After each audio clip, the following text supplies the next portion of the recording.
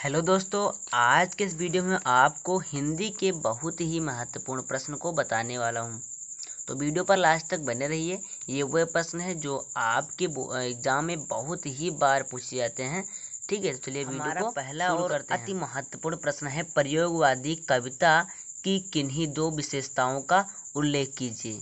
जो प्रश्न 2009, 11-13 और 11-13, 14, 17, 18, 20 कई सालों में आया हुआ है, जिसका उत्तर है प्रयोगवादी कविता की दो विशेषताएं निम्नवत हैं। इस प्रकार आपको लिख देनी होगी। उसके बाद कुंठा और निराशा का स्वर, और नंबर 2 मुक्तक शैली का प्रयोग।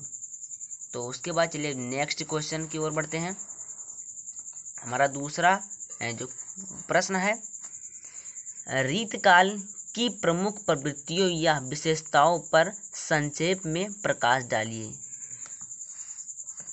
तो इसका जो उत्तर है, तो रीतकाल की प्रमुख विशेषताएं इस प्रकार हैं। ठीक है, तो आपको जो संक्षेप में कहेगा तो आपको 2 लाइन या 3 लाइन में केवल आपको उसकी विशेषता, ठीक है, बता।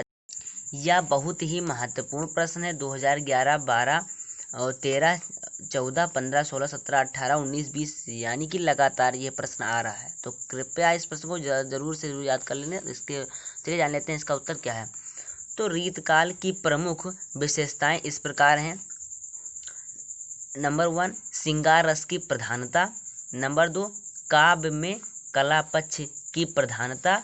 नंबर 3 प्रकृति का उद्दीपन रूप में चित्रण। ठीक है, जब आपको संक्षेप में पूछेगा तो आपको केवल आपको केवल दो ही पर आपको विशेषता बता देनी होगी, 2 या ज़्यादातर या 3 बता देनी होगी बस। तो ये प्रश्न अथवा लायक के और भी पूछ लिया जाता है कि रीतकाल की 2 प्रमुख विशेषताओं के मतलब लिखिए। तो आपको मतलब केवल 2 का वर्णन कर देगा होगा जो आपको अच्छी तरीक़ा से पता हो। चलिए नेक्स्ट क्वेश्चन की ओर बढ़ते हैं। तीसरा महत्वपूर्ण प्रश्न है, रीतबद्ध रीतकाल या फिर रीतबद्ध या रीतकाल। ठीक है, अगर कोई पूछ मतलब रीतबद्ध या रीतकाल कुछ भी पूछ सकता है, तो आप भ्रमित मत होना। के 2 प्रमुख कवियों तथा उनकी रचनाओं के नाम लिखिए। तो ये भी प्रश्न यहाँ पर लिखा हुआ है, कितने बार आया हुआ है तो आप देख सकते हैं। उसके बाद इसका उत्तर है, रीतकाल के 2 प्रमुख कवि निम्नलिखित हैं।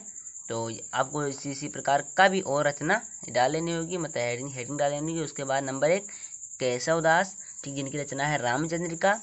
और नंबर 2 बिहारी, तो बिहारी की बिहारी सतसई। और मतिराम सतसई। तो यानी कि 2 कवियों के बारे में पूछा, मैंने 3 लिख दिया है। तो आप केवल 2 को ही याद कर लेना जो आपको सहज लगे। ये फिलहाल सहज है, बिहारी सतसई और मतिराम सतसई। ठीक है, तो आपको ये मतलब बहुत बिहारी सतसई, मतिराम सतसई, तो ये आपको बहुत जल्दी ही याद हो जाएगी। चलिए बढ़ते हैं अगले महत्वपूर्ण प्रश्न की ओर। उसके बाद यह प्रश्न जो चौथा प्रश्न है, प्रगतवादी युग की प्रमुख प्रवृत्तियों पर प्रकाश डालिए। आप देख सकते हैं कि यह प्रश्न भी बहुत महत्वपूर्ण है। तो चलिए जान लेते हैं इसका उत्तर क्या है।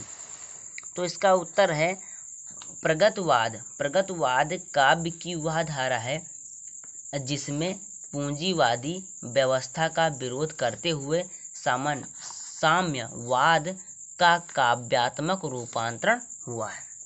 ठीक है, तो ये जो है प्रगतिवादी युग की जो प्रवृत्तियों पर प्रकाश डाले हैं। ठीक है, तो उसके बाद अब चलिए बढ़ते हैं 5वें प्रश्न की ओर। तो 5वां हमारा प्रश्न है, प्रगतिवादी युग की 2 विशेषताओं को लिखिए। प्रगतिवादी युग की 2 विशेषताओं को लिखिए, जो कि प्रश्न 2012, 13, 14, 15, 16, उसके बाद 17, फिर उसके बाद 20 में आया हुआ। तो यानी कि इसमें आने की इसकी संभावना बहुत ही है। तो चलिए इस प्रश्न का उत्तर भी जान लेते हैं। तो प्रगतिवादी आपको सिंपली इस पर लिख देनी होगी, प्रगतिवादी युग की प्रमुख 2 विशेषताएं निम्न हैं। उसके बाद 2 विशेषताएं क्या क्या हैं उनको भी आपको बता देता हूँ।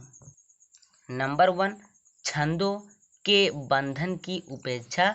नंबर 2 मानव मात्र कल्याण के लिए मानवतावादी दृष्टिकोण।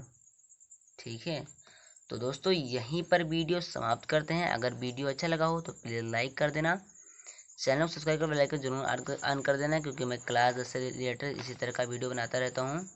और अगर आपको क्लास 10 के और महत्वपूर्ण प्रश्न चाहिए तो मेरे चैनल पर जाकर क्लास 10 के सभी महत्वपूर्ण प्रश्न पा सकते हैं।